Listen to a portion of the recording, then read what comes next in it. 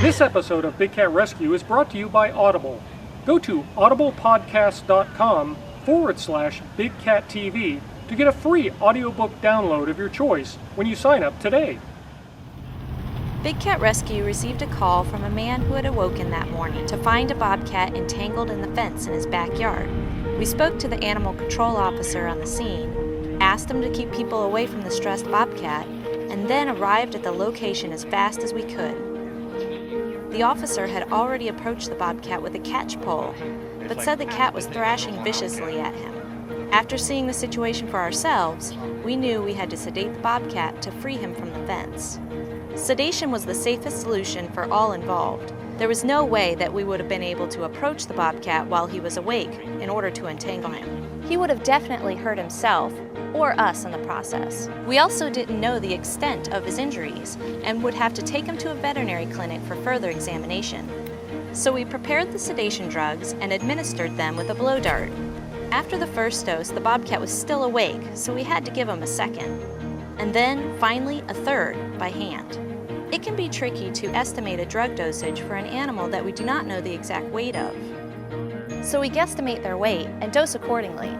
But all animals respond differently to the drugs, especially a wild bobcat that's in a fighting mood and adrenaline running through his system.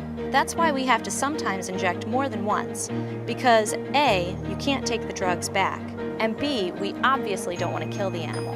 Once we were confident he was sedate enough, we cut away the fence wire and transferred him into our squeeze cage, and as you can see, he was still fighting the drug's effects.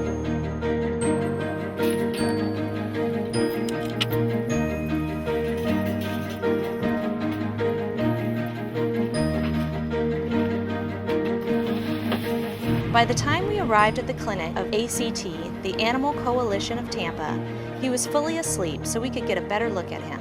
We performed a physical exam, weighed him, drew blood and urine to test for infectious diseases and to screen his overall health, and removed the fence wire from his foot.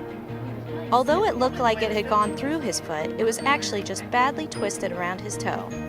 X-rays showed that his leg and pelvis were both fine, neither were broken or dislocated, but he had a broken metatarsal bone in his rear foot.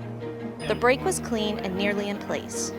And because a wild animal such as him would most likely not tolerate a splint or cast, he was prescribed 4 weeks of cage rest in small quarters. Other than the broken toe, he looked healthy and in good shape. Pretty incredible considering he had been hanging that way for who knows how long.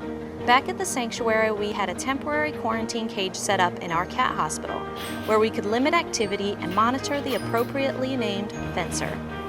After 4 weeks in the cat hospital, Fencer was captured in the squeeze cage and taken back to ACT for follow-up x-rays.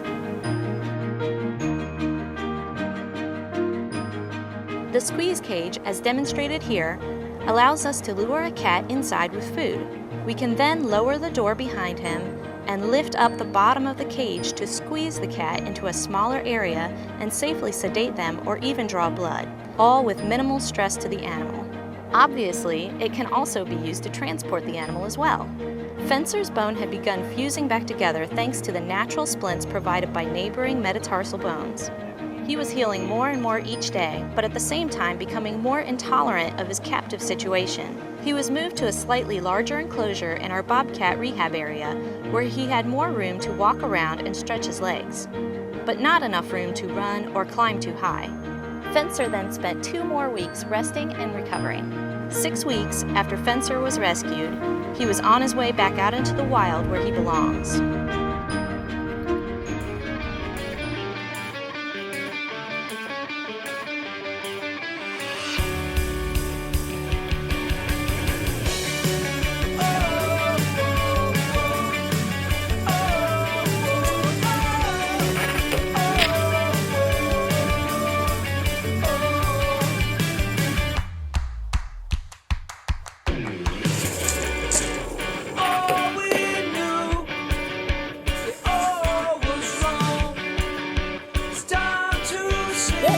Done.